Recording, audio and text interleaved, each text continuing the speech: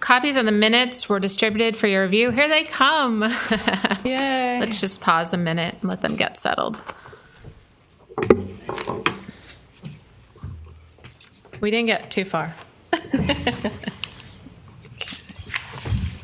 Good morning. Good morning.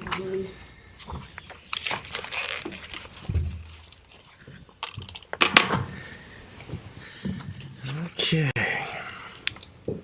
All right, so copies of the minutes were distributed for your review. And are there any additions or corrections to the minutes from the special call meeting on February 25th, 2015? I didn't have a chance to listen to the tape. It didn't work on both my machines, so I'm going to just let it stay as it stands. And if I get a chance to listen to the tape and I think there's something else, I'll just bring it back before the commission. Okay, is there a motion to approve those minutes? Motion to approve. Second, is there a second? I'll second. All in favor? Aye. Opposed? None. Motion passes. And now, are there any additions or corrections to the March 11th, 2015 regular meeting minutes? Anna, I don't even have a copy of the agenda for today. Oh, okay. I got an extra package here. And I didn't dare print it because I would have gotten all 83 pages. Okay. Okay, so just wondering if there's any addition corrections. The only, and this is very minor, the only thing that I did not recall from that meeting, and I did send Tammy an email this morning early, was I don't remember the word inappropriate being used in her commentary to me about the letter, last month's infamous letter. So I just wanted Tammy's comment on that. When we were talking about the letter that you had sent out, we said that it wasn't a sunshine law violation. The letter may have been inappropriate to send out, and that's where that word came from. May have been? All right. I didn't, was it recorded that way in our minutes? I was just going to ask, is that the exact wording may have been? I wanted to suggest that unorthodox might have been a better way of possibly not discouraging people from, thinking creatively about the process within. Do you recall where that was? Within acceptable. It would have been in the beginning. Very early on. I would be glad to go back and check that, and if there's a correction, I'll make sure that it's made. Okay, but we could Thank move you. forward with Yes, a motion absolutely. to approve. Is there a motion to approve? I make the motion to approve our minutes from our last meeting. Is there a second? I'll second it. All in favor? Aye. Aye. Okay, motion carries. Aye. Motion carries. So I will open the meeting for public comment. And yes. So we have Mr. Day coming, but please state your name and address for the record. Good morning, Madam Chair. Good morning, Commission members. Ken Daig, 1846 21st Avenue. Question on number 4, when you get to the old business policy identification protection of sidewalk stamps, may I come back? I would like to make some comments at that time. Is that okay? Is that okay with the board? Sure. That's fine with Thank you. us, yes. You might as well, because seeing no one else in the public, you might as well stand up there and we'll move on to that item under old business. There you go. Were you referring to today? Right? It's okay. It's okay. I thought you had more to do. Okay. Hopefully you all got a copy of the sidewalk stamps. We went out at your last suggestion, at your last meeting. We took some photos, and we also got the addresses.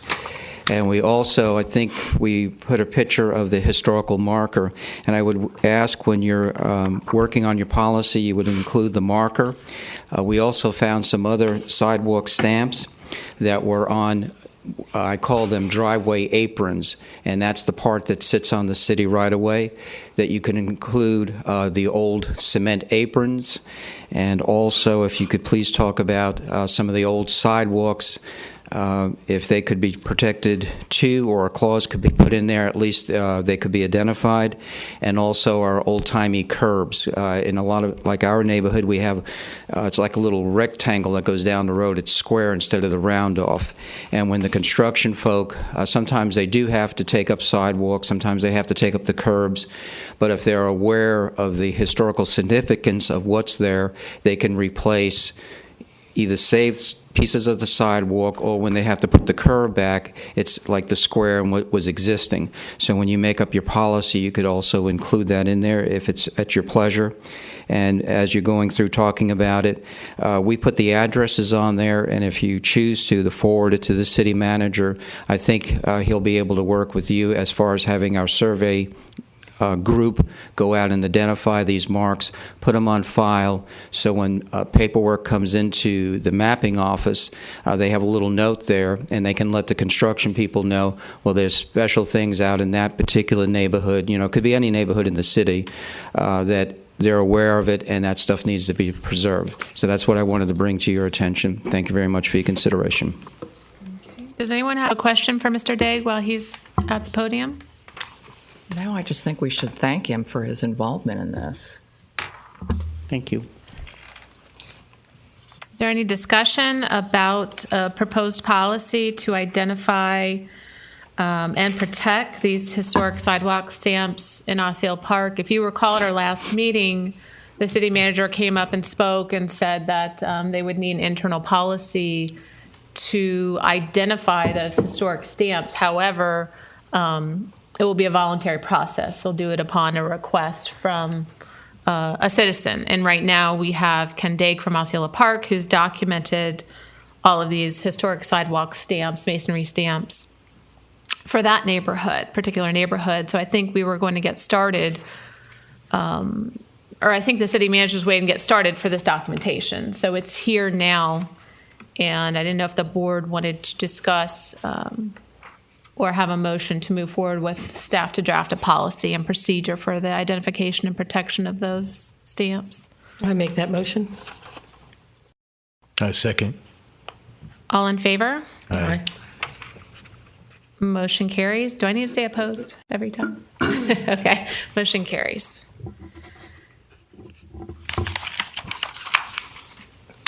Okay. I would like to point out, though, that these aren't all the markers, and we did find an extra at the Freshman Learning Center, which is not in Osceola Park, but we wanted to make note of that. So we're still in the process of doing that. Okay. Might find more. Most definitely. Thank you, Mr. Daig. Moving on, the second item under old business, I just wanted to bring this up as a subject again, and that's our historic designation plaque that was being created. Deborah Atwell, you've done so much work on that plaque design, and it came before us, and I don't expect you to speak to it today, but in the next coming months, it'd be great, and you're welcome to speak to it today, but in the next coming months, if you could, prepare a status and let us know where we are. The only thing I did was contact Erie just for an update on pricing to make sure things hadn't changed. Okay. And I did forward that statement to Tim.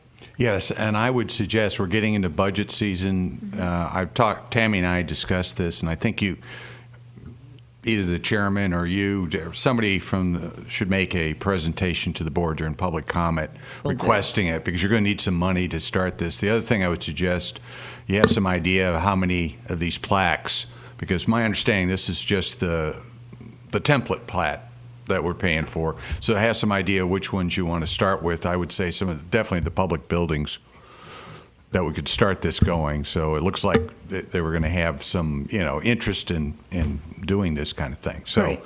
Yeah, so we don't go too far along down and then you say, well, where's the money? And then so I don't want you getting that. And it's good timing, correct? Correct. The budget We're getting to that time of year. It's good timing. Is that something you'd be interested? Would you like to make a presentation? Would it be to City Council? To the City Council. They're the ones that'll be. Would it be at a regular meeting or at the budget hearing? Do it at a regular meeting. They may ask you to come back for a budget meeting. But it gets. We've had a couple of requests already come up. If you recall, the downtown people asked about helping their shuttle service, and they said, And they Yeah, I brought would- that to the attention of the city Yeah, I would council. suggest doing it at a Yeah. city council meeting, let them give direction to the city manager and about putting some money in the Right. budget or looking at it anyway. So, yeah, this would be the time to find out which meeting would work for you. And I would suggest prior to the May 21st special call pre-budget hearing meeting so that you get your information in, right, Tammy? And we can all be there and support, of course, correct? of Just course. to show, I think if we show as If much you support can, as we that's can great. as a board, that will help. Yeah, our next meeting is April 21st, and that's a night meeting at 6 o'clock. And then our following will be I think it's May 4th, and that's a day meeting at 9:30. So just let me know. I do have a form that you need to fill out to be on the agenda.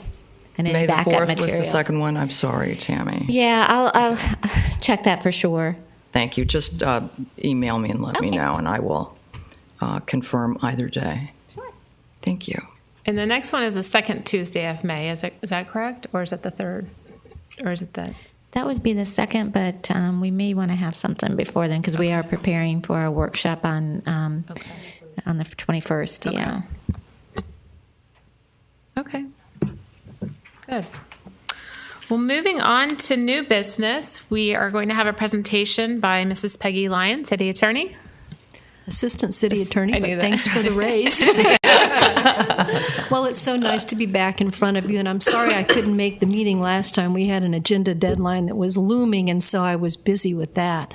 But before I start on the Sunshine Law presentation, I just wanted to say how happy I am about your recent designation.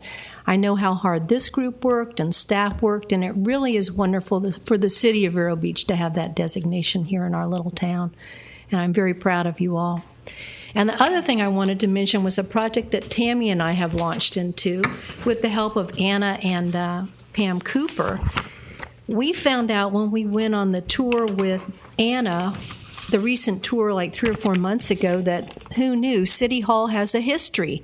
And we were very excited to find out that there's an architect named William Taylor, who was the architect for a couple of other buildings, who was also the architect here. And when Tammy and I were on the tour, we noticed this one building that looked eerily like the place where we work, City Hall, and we found out it was the same architect. So Anna suggested that we go to the public library and meet with Pam Cooper, and we did that a couple of weeks ago. And she gave us so much amazing information. So we're launching into writing up a little history of City Hall. We have some great pictures. And we found out recently that there's a former city employee who's now retired and still alive who may know something about a possible time capsule that was buried on site that Tammy's heard about over the years. So I just want to let you all know that you've sparked some interest in some city employees, longtime city employees, and we really want to find out more about our workplace. And we might be asking for your help. We will definitely be asking for your help and also your blessing as we go forward. So we might bring copy to you and pictures so that you could take a look at it. And we'd love to have a plaque out front that shows, because we found out it was built in 60. The work started in 62 and they moved in 63. And we actually found some old pictures of the old City Hall that's over where the current post office is, off of 14th. So it's just very interesting. We had a good time. Yeah, we did. Yep. Wonderful. Thank you Sure. for sharing. I know you all have worked under the Sunshine Law and the Public Record Law and the quasi-judicial law for quite some time, but we like to do these little updates every now and then and see if you have any additional questions and just talk about the state of the law. I'm going to start with Sunshine Law, but I just wanted to mention up front that the Public Record Law has really been in the news a lot lately. At the national level with Hillary Clinton's emails, at the state level with the governor's emails, and in a lot of controversy around the state with gotcha groups coming in and getting public records with the intent of not getting information but in getting attorney's fees. So it's a very problematic area right now, and you have to be particularly careful with the public records law, as I know you all are. But as you know, because I've talked to you before, Florida's famous as being #1 in the country with public record law. We had our first public records law passed in 1909 and Sunshine Law in 1967. And there are really a lot of states out there that don't have any open government laws at all. Florida and Texas are probably the most stringent, or I guess you would say open. I have some simple advice just to keep you all from getting in trouble and from keeping the city from getting into trouble. And that is, just don't communicate with anybody on your commission about your public business of this body, except here in this room when the cameras are rolling and Tammy or someone else from the clerk's office are taking minutes. If you do that and remember the appearance of impropriety, you'll be good with the public records, with the Sunshine Law. Just remember that it doesn't only mean talking to each other. It means texting, emailing, social media, and the appearance of impropriety. It's gotten a lot more complicated with tweeting and texting, but if you just keep the same rules in mind, no matter what the medium is, just keep the same rule in mind that the only time you can discuss business of this commission is here in this chambers. And of course, there's so many wrinkles. If there weren't that many wrinkles, Tammy and I wouldn't have a job. But if you ever want to take a look at the Government and the Sunshine Manual, you can get this online or you can purchase it, or I have one in my office all the time, so you can come by and take a look at it. But it explains a lot of the wrinkles. And if you ever have a question that doesn't seem to fall under what I just told you, give me a call and we'll figure it out. Between Tammy's office and our office, we have a lot of experience with the Sunshine Law and the Public Records Law. Okay, the Public Records Law. Basically, any record that you create that has to do with your public government business of this commission is probably going to be a public record. So just keep that in mind. There are a lot of exemptions. In fact, they're working on more at the legislature right now as we speak, but last year there were 1,084 exemptions to the Public Records Law. But given the work of this commission, I can't think of a single public record that you would create that would have an exemption. So just keep that in mind. Make sure you give everything to Tammy that you have as a public record, and you should be in good shape with that too. And remember, again, same thing with the Sunshine Law. Public Records Law is very expansive and includes texts, tweets, Facebook. You don't want it back and forth between your members for the Sunshine Law, and anything you create, you need to give a copy to Tammy and not dispose of. Quasi-judicial, you all are a quasi-judicial board, and that's one situation where under the Sunshine Law you can't speak with each other, but generally you can speak to anybody else. You can speak to staff, you can speak to individuals in the community, but when it's a quasi-judicial matter, you're acting as judges when you sit up here, and you want everything that comes before you to be done here in this room on a quasi-judicial matter. So you can't be talking to people in Publix or people who call you on the phone about those matters outside of this hearing room. So that's the only difference between quasi-judicial and a legislative matter. And if you have a question about what might be quasi-judicial and what might not be quasi-judicial, ask me or Tim. And Tammy always puts it on the agenda. If you have a matter that's quasi-judicial, it will say so. And we try to give you a heads up in advance so that you're not talking to people in advance. And if you do have what's called an ex parte communication, you'll need to divulge it at the hearing. And I'm sure the chairman has some kind of a procedure, I guess, the same kind that we use for city council or for planning and zoning board, that you go by so that every individual is asked, given a chance to divulge any of the ex parte communications that they might have had. Because it's hard. I mean, sometimes you just drive by a location and look at it every day. Mm-hmm. But even that is considered an ex parte communication. So if you live in a neighborhood, because my understanding is that we're only quasi-judicial when we're reviewing certificate of appropriateness applications for and designations of property. Designations and designations well. are quasi-judicial. Mm-hmm. Okay. Mm-hmm. Okay. And there was a law passed last year by the legislature that I thought was good because it finally put into place some case law that Wayne and I have been using for years. And that was in a quasi-judicial, if you feel like you cannot be fair, you have some kind of due process problem, maybe it's a next door neighbor, I don't know what it might be, then you can recuse yourself. Okay. Normally you cannot. The only time that you have to vote in Florida unless you have a valid financial conflict. But in this case, the legislature realized that they don't want judges sitting up there in a quasi-judicial hearing who just loathe the person in front of them so much that they can't give due process. So they gave that little out. And we had case law that said the same thing. So we had frequently told boards and commissions that. So if we get an agenda and let's say that building, it's a proposal for historic designation, and let's say that building, we know it, we see it, it's in our neighborhood. Who do we contact staff right away and let them know, or do we wait for the meeting and then just disclose that? Typically, the way we've done it is just disclose it at the meeting. Tammy, do you have a preferred? No, that works. Yeah. And then Tammy will have some forms record. possibly for you to fill out. Okay. And if you have any questions about what might or might not be a financial conflict, give me a call, because those rules are a little bit tricky.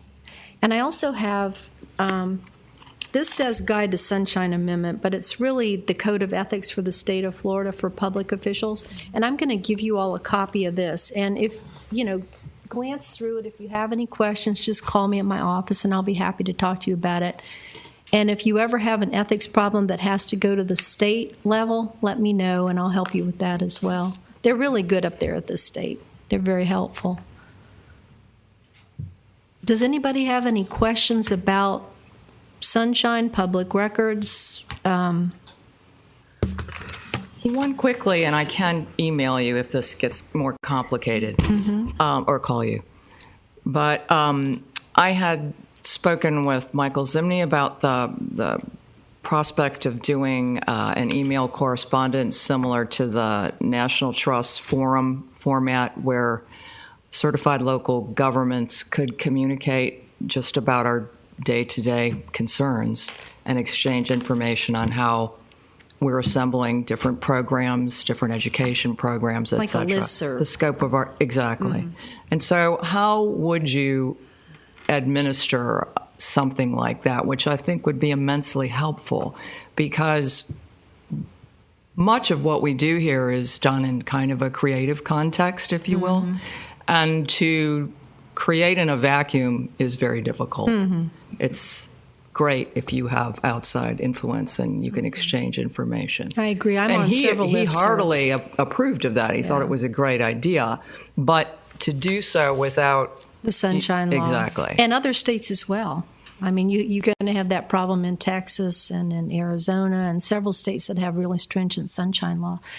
Well, the only prohibition would be that you all as a group couldn't get into a back and forth on that. Right. You could simply post commentary. You couldn't exchange comments. Is that what? But it's like the government, the Sunshine Manual says about written correspondence. Although you can give one memo out, you can engage in a back and forth. And they call it problematic simply because it's so difficult for people to keep from responding. And see, the one that the trust has set up definitely is like a chat room where people will respond to comments. That would be problematic. I guess what you could think of doing, for example, the city council designates one individual to go to certain groups because they can't have two in a back and forth with each other from the same council. You could have one individual who could participate in this listserv and then report back here at this meeting in the Sunshine what might have occurred or what might be interesting to you as a group. What do you think of that, Tammy? Do you think that would be workable?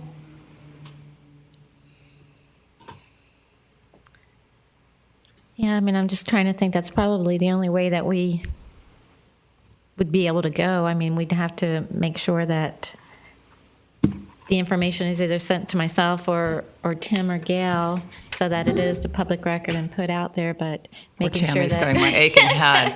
Well, and are we able to view the listserv already, but just not participate so that we can take advantage of the other benefits of the list? Yes. That would be why we'd be Yes. doing it. So, But remember, too, and this has come up with the listservs that I'm on, for the people from Texas and Florida, anything that you write on that listserv that has to do with information about your board is also a public record. So you have to make sure that that information goes to Tammy for retaining, because listserv information is usually pretty much gone. You can't It's Can't hard handle it. unless one listserv actually retains it, but most listservs, it's like a text message, and you have to be able to retain it. So it's just funny because a lot of the new technologies haven't quite caught up with the Florida Sunshine Law, Public Records Law. I'm pretty sure that they've archived all the comments and categorized them, the one the National Trust does. So it's great. You can go back to it, anytime you have a topic that befuddles you or you need to just As long as if think more Tammy's office got a expansively. public records request, she could produce all of that. Anything that whichever member contributed would have to be a public record.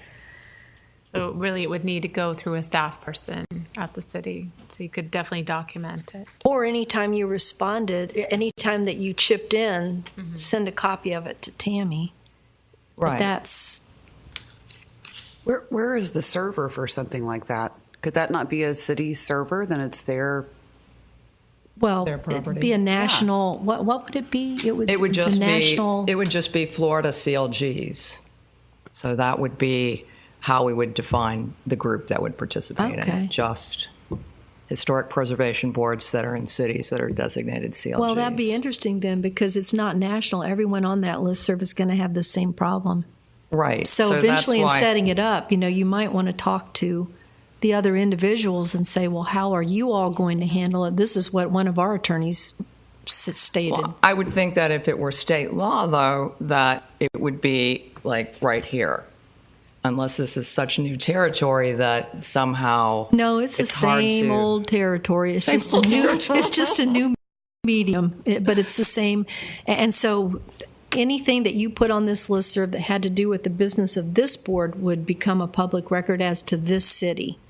Yes. So I'm it's a headache, isn't I'm it? amused by Mr. Zimney's reaction, which was wonderful. Let's do it. Of course you can do it. And I said, it's not in violation of sunshine. No. And then I think, well, maybe it is. It seems. It has sunshine and public record law ramifications. Well, just kind of keep it on a back burner because we certainly have enough to do right now. Oh, It would be sure. nice to have and to, kind of refer and I to think if we had it it can be enforced, workable. but- I wouldn't stop from having that amazing resource when you can figure out ways to make it work, which is retain the public records. Maybe I can talk to some other cities or municipalities and see how they handle it. Yeah. Well, I don't think they're doing anything other They're than not the doing casual.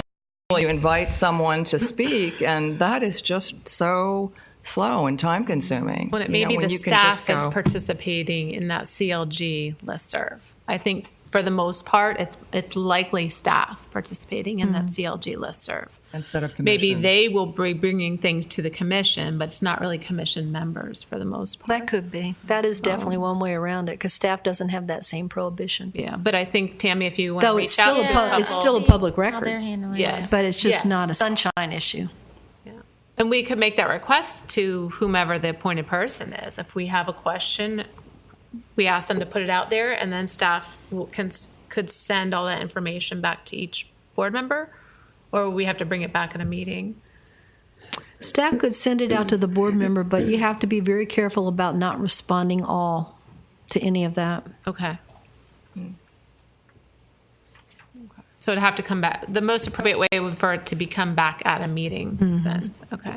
It's so interesting because when I deal with attorneys and other people from states that don't have the same openness, they're just astounded that any of us ever get anything done. It can be really frustrating. And there's pluses. I mean, there's definitely pluses because the whole thinking back in the day when they passed this was to get away from the smoke-filled rooms. And I have horror stories back before 1967 that I will share in private, but are just, it's just unbelievable. And I did want to, before I close, because this is just such a great quote. I found this quote in a local article on from the Press Journal, and it was about public records law. And it's, so as a quick refresher for Florida politicians everywhere, if it's a written message about public business, it's a public record. It doesn't matter if it's a text, an email, a memo, a mailer, a letter, a scroll, a banner, a postcard, a poster, a fortune cookie, or even a message tattooed on your inner thigh. If any of that stuff is meant to convey information about the public business of your commission to another person, it's a public message. And then he said, though I'll be honest, if it's inked on your inner thigh, most of us probably won't ask to see it. But that shows how broad the public records law is in Florida. I do have a question, though. At the state level, the sunshine laws, and they're a little different for them. It's very so is different. it different for Michael Zimney's office than it is for us? Now, who is this person? He's our- the CLG state- coordinator for the state. Or state historic preservation officer, or SHPO, as they. I don't know, but it is different at the state level. I don't know about his particular He's a state office. employee, so and it's a state office. Well, I see. I mean, for Sunshine it is. For public record, it's still the same. For Sunshine, as I understood it several years ago, the rule is if you have a set meeting, the Sunshine law applies. But if you just have a casual bump into somebody kind of meeting, there is no Sunshine law requirement at the state level. They have an entirely different system. So it's imposed at the local level, but not at the state level. So we need to reach out to other local Thanks, communities. Deborah. That was pretty much what I was trying to get It at, is, and so. people forget that it is different at the state and local levels. it is It's different. more difficult at the local level. Right. But I think the thinking back then, like you said, was there were more. It's easier for others not to know what's going on at the local level because towns are smaller, communities are smaller, more people knew each Right. other, met differently, and now they talk about it. Even in history, I remember reading in the News Weekly the Orchid Island history, how they talked about when they started forming that, the things they did before the Sunshine Law. They met at home in the kitchens and started forming these governments and there wasn't any rules and regulations. So it was just basically family sure. members and friends starting a city. I won't So- mention the name of the group, but somebody on this board or commission, back when I first started here 20 years ago, told me that what they used to do prior to this certain board meeting was all the men, it was all men, would meet over at the patio over a liquid lunch, and they'd go through the agenda and they'd make every decision, and then they would come in here and the meeting was over in 5 minutes. And that's what they were trying to get away from. And that's the whole thinking, is that the public wants to see what is going into the making of the laws and the decisions. And that's why the reasoning last year that I think I went over with you all last year, that before you take a vote on anything, you need to let anybody who might want to say something, say something. That's So- a great perspective. Thank you. Just thinking about the community, and they get to see this process and everything that we mull around. That's what they need to see too. How we're making that decision, how we're making our decisions. And that's why I love the Sunshine Law and the Public Records Law too. It just makes it a little difficult to do business, especially for people who've never served on a government group before, because I do the same talk to the Chamber of Commerce for people who are taking that class in I've forgotten what The it's leadership called, the class. leadership class. And those folks are typically fairly young, and they're just starting out, they're in college and whatnot, and when you explain to them how this whole thing works, they just shake their heads. But anyway. Are there any further questions? No? Thank you very much. Well, moving on, similar topic when we talk about ethics, everyone received a copy of the National Alliance of Preservation Commission's Code of Ethics. And they developed these guidelines and framework in 2006 just for boards like ours. And I wanted you to have it because I really think it's a great document to call on, not only for our board, but for future board members. I would encourage it be reviewed by the board once a year, too, just like the Sunshine Law. And it addresses the responsibility to community. It addresses the responsibility to our profession, which even though each one of us come from a different profession, we share the common interest in preserving historic resources. And then it also addresses the standards of professional conduct as well. So it's a good reminder to me, and I hope that you all found it useful. And I would hope that we're not able to adopt this as an official document, but if we could just use it as a guideline and make sure it's brought up once a year for the board. And is there any discussion or? That is true that the city council has its own special procedures that you all follow. And so if you wanted to formally adopt it, you would have to take it to council and get approval. And typically, since we have our own Florida ethics, they don't like two competing documents. But just to use it as a guideline, I think is great.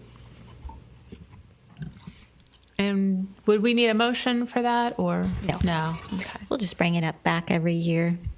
Okay. Great. Okay, moving on to the next item under new business, and that has to do with a suggestion that I have as to having a regular meeting day and time every month if there is business to discuss. And the real purpose of this is for the public, so they can get used to, knowing, hey, our meeting, I think the proposal right now is the second Thursday of each month at 9:30 a.m.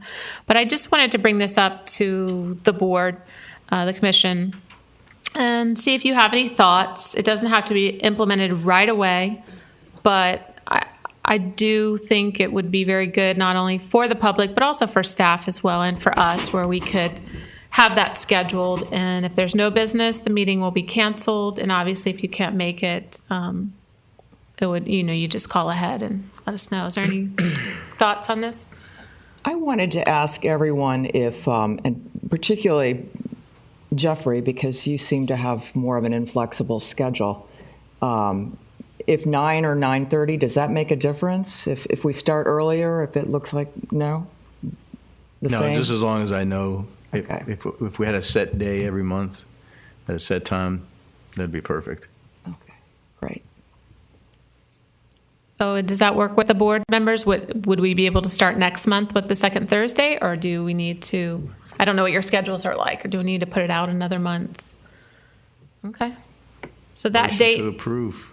that date is, what is that date? The second Thursday? Is it Tammy, can you help me? I don't have my calendar. Oh, Here, I'll help. I have a million calendars though between you will. I probably wrote it down. So this would be May the Let's say the 14th. Thursday, 14th. Okay. So May 14th will be our next meeting at 9:30 a.m. And there was a motion to approve that. Is there a second? There's a second. All in favor? Aye. Motion carries. Thank you. And I'll put this on our website as your regular meeting day. Okay, perfect. Thank you. Would it be possible to have a deadline for people to, If they can't make it. no, for people saying that they're going to come speak? So that, because I remember when we first started this commission, sitting here with nothing to do because we had a meeting scheduled. Because we tried this, let's meet every month, and that really, we didn't always have something to do. So quite frankly, it was kind of a waste of time, and people weren't coming in to speak. So I'm of if the they belief if we don't have any business that we don't need to meet. But what do you mean? I think. I mean, you if public, we, the public, for the public, so that the public knows, okay, if you mean have for something Ken? to say, yeah, Ken, our standard. and we have no If business, you have- and we want to cancel the meeting. We want to cancel the meeting, but is it 48 hours before or something like that? Just so Well, I think we would normally do it like when we're putting an agenda together a week before the meeting. If we know that we're not going to have any business, then we'll send out the notice to cancel it at that time. Okay. And then we also note it on our calendar on the website that the meeting's been canceled. Okay. Great. Okay, the next item under new business is Historic Preservation Month, and May is traditionally when the National Trust for Historic Preservation celebrates Historic Preservation Month. And I had two items that I wanted to suggest for our board, and one was a draft proclamation. You have most of the verbiage in front of you. I think it was missing a theme, and I came to find out that this year the National Trust is not going to be providing a theme. They usually lead the way and set that theme, and they've asked that local governments come up with their own theme. And I did just find this out about probably yesterday. And I had already talked to the county historian previously because she would like to also do a proclamation. So we did come up with a theme.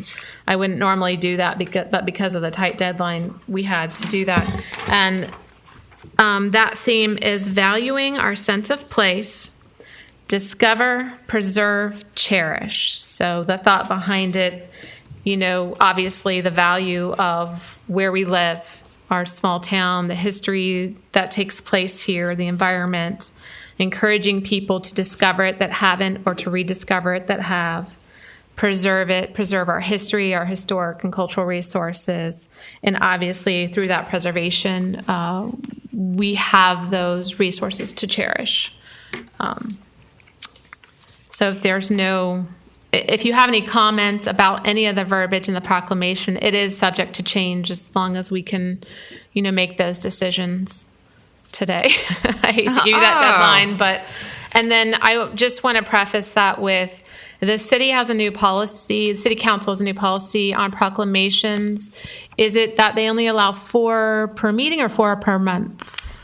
4 per meeting. 4 per meeting. And so we actually have to apply in order to have the proclamation read at the city council meeting. So that's part of the deadline. And another item hanging out there is partners. The Indian River County Historical Society has agreed to be a partner on the proclamation. But I wondered if some board members might want to reach out to other organizations that are involved in preservation. I don't know, Deborah Atwell, if you're involved with Main Street or in touch with them or would like to ask them. And Deborah Digg, you're on the board of the Heritage Center, I believe. Right. If you would like to reach out to them, or I can do this, whatever, or anyone else that's... So essentially you're asking for someone else to reach out and one of us to take that on? Is that what you're asking? If you like, or I can reach out to their staff people and ask them if they would like to be a partner on this proclamation. There's an area there that talks about the different organizations that are partnering for Historic Preservation Month. And if you would just encourage them, I think it's a great idea, but what does that imply? What are they expected to do then? Just make a comment? They could be present if it is read before the city council meeting.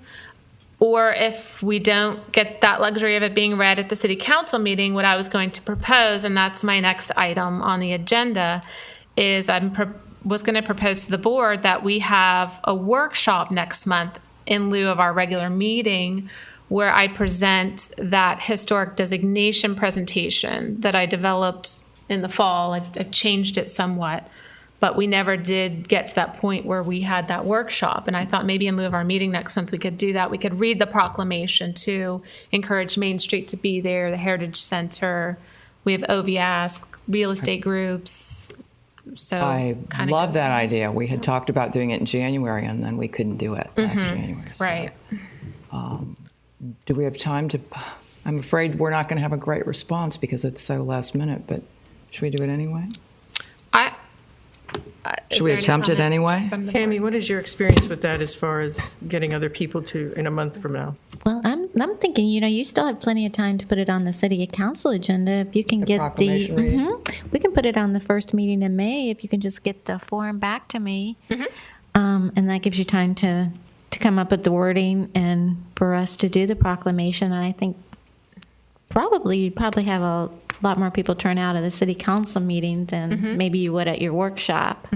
So we could do it on the first meeting in May if that works for the committee. The proclamation. Right. The proclamation. I still like the idea, though, of a workshop, but as far as the proclamation, I think if we can do it sooner at a city council meeting and also schedule a workshop to bring the other groups in to talk to. So perhaps just contact these other groups, and then that will at least allow for their names to be included as participatory. Invite them to the city council meeting maybe for the... Well, how about for expediency, why don't I contact Main Street, OVASC, and the Heritage Center and send them a copy of the proclamation and ask if they would like to be a partner on it.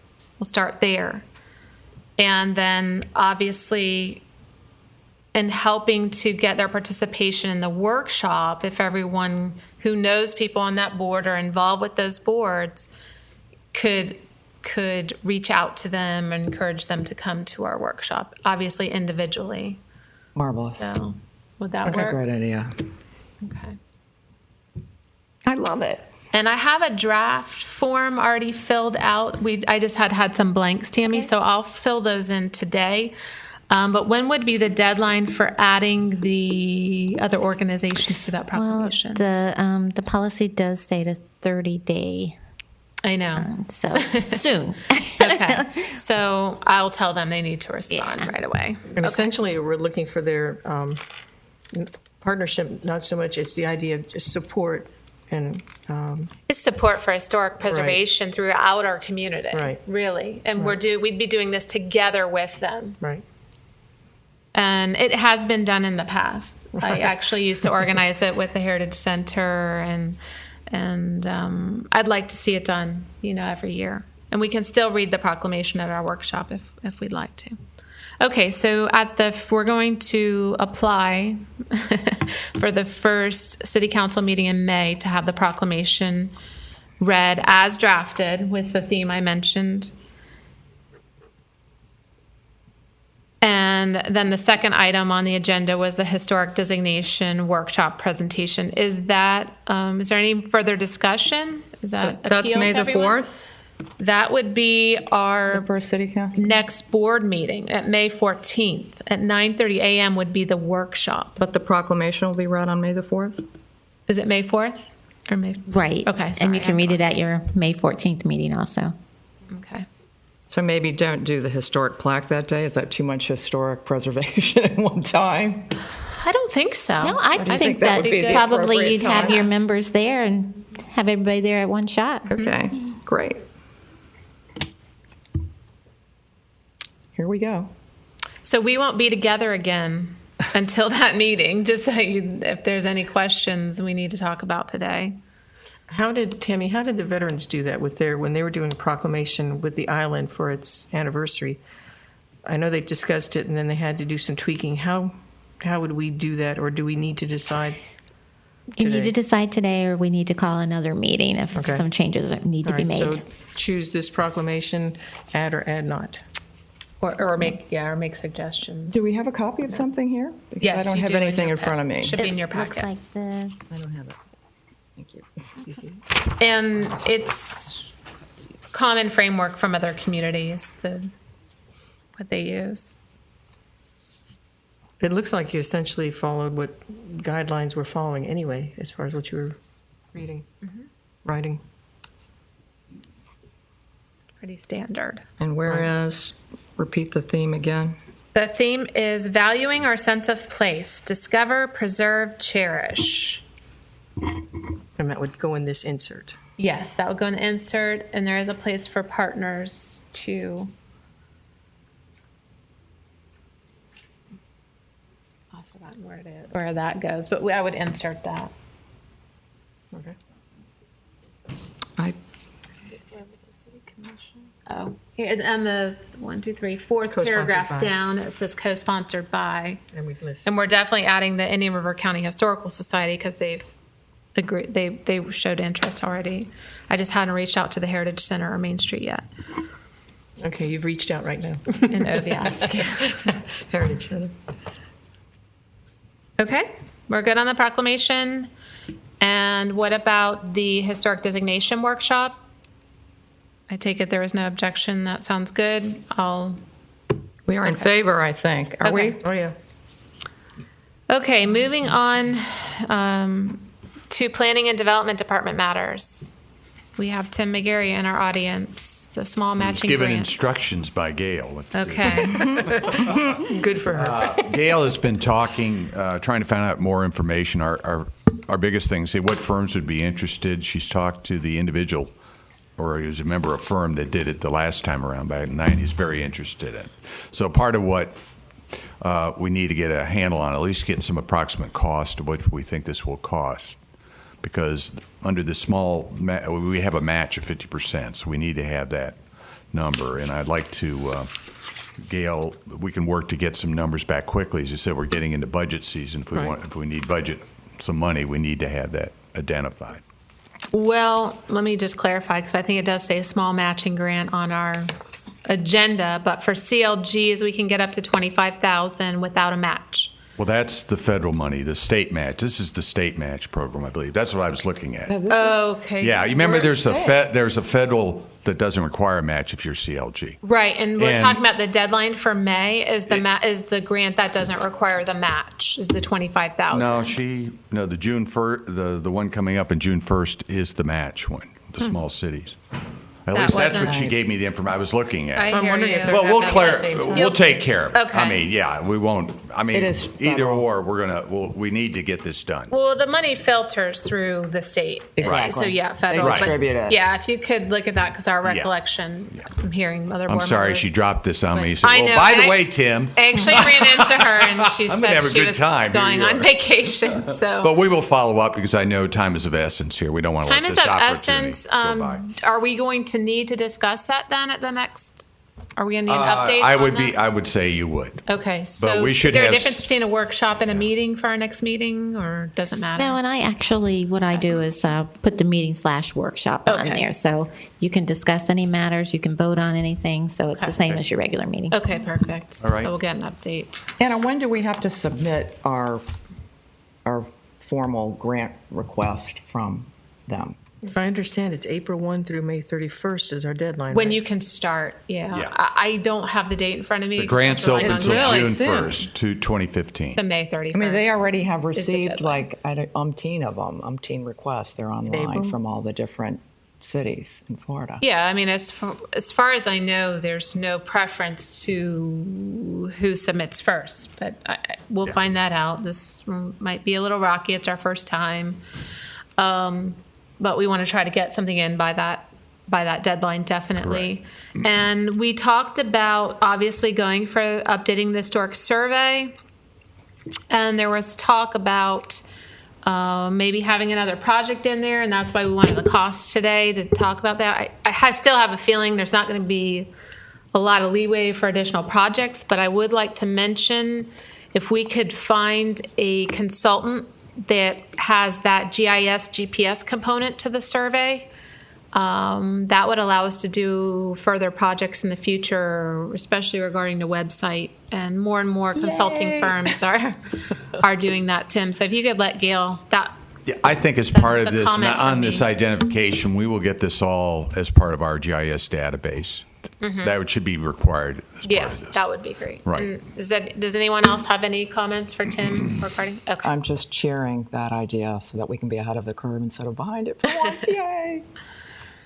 Okay, moving on to Chairman's Matters. I just have really short handout that I want to give everyone, and we can talk about it perhaps at our June meeting. Which one? But I'm going to pass it out, actually. This is not done ahead of time, so if you'll pass that to Tammy, and this is yours. If you want to read through this over the next month, there you go, just take one and pass that down. This is a local legends program that's done in Round Rock, Texas, and I thought this would be, we can discuss it, like I said, in the future. Did you know of Round Rock's reputation before I started yakking about it? No, that's what's funny is actually this was from a National Alliance for Preservation Commission's magazine, but it was from last year. I just had happened to pick it up again, and I was looking at it, and I said, this type of awards program I think would fit in well with what we're trying to do because we don't have a lot of buildings designated yet, and it really calls out a person or an organization who there's different criteria. For example, it talks about the importance to the city's founding or growth, someone who obviously contributed to that. They could have an association with an historic place or event. They could have impact of service to the community's history, development, or culture, or achievements that have brought honor and distinction to our city. And it's presented either at a Historic Preservation Commission meeting or at City Council, and it's a very simple, not even a plaque, but I would recommend a plaque. But a simple certificate. I would recommend a certificate mounted on a plaque. So it would be within our budget constraints, I think, as well. It's not like we're putting on an elaborate dinner or luncheon, although that would be nice. But it's something we could work towards. Start cooking. And I think it's doable. Maybe in conjunction with those other partners we talked about. Yes. You can pass that down, Mrs. Lyon. This is if she great. wants. I've actually spoken with Joelle Jordan on the phone, and she is just as nice and low-key as she could be. She actually apologized when I asked her what the participation rate was there. She said, we only have 80%. And I went, oh, golly. Horrors. For you. Yeah. Only 80%. And just a second idea quickly was perhaps another award that has to do with stewardship. And perhaps giving someone an award for the thoughtful maintenance and or continued use of a historic resource by its owner. So for right now, maybe it doesn't have to be a designated resource, but in giving them that plaque, it may encourage them to seek historic designation. So just something, again, very simple. Maybe look to next year, Historic Preservation Month, as a time to have those awards presented. But I just threw this on you, so I don't expect. I think it's a great much idea for discussion. us, too. I like the way you've adapted that to make it easy to do. How, in an ongoing fashion, should we just kind of have a list or, you know, like as the year goes on, different things that we encounter that we think would merit? We'll take a look at how they run their program because what they do is they actually put together a citizen committee. And so the board, that's their business, is to put applications out. And I included that application at the back for a citizen committee, if that's possible. Obviously, staff would need to let us know. And then the citizen committee would solicit, or the city would solicit nominations for the awards. And the citizen committee will do a lot of the work in narrowing their choices down and then present them to our commission. And then we would actually make the final selection at a board meeting. So I guess it wouldn't be secretive because of the Sunshine Law. But that's how they do it. In any case, we've got time, think on it, and perhaps at our June meeting we'll have a discussion about that.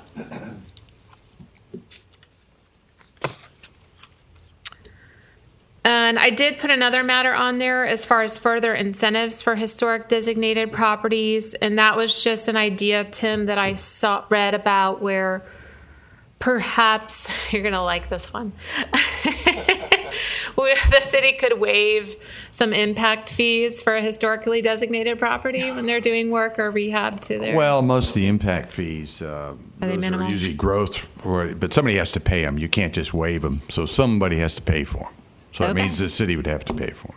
Okay. If you're talking about growth impact fees. Now, So if we you're- would need to bring it to city council. Yeah, if as you're an talking idea. about utility connection impact fees, they may have some more leeway there. I'd have to, Okay. but anything that's dealt with concurrency, and usually that you couldn't waive those without somebody else paying for it. Like these affordable housing, there has to be money that goes into the impact fee system. Okay, maybe Even though they're we'll reach out to those communities that are doing this, and I'll find out Yes. if they're eating those costs or. And find out what costs when you say impact fees. That's why there are different impact fees. Okay. That would be helpful, Anna. There's probably some ability on some utilities and things that could be done because Okay. that's more internally handled.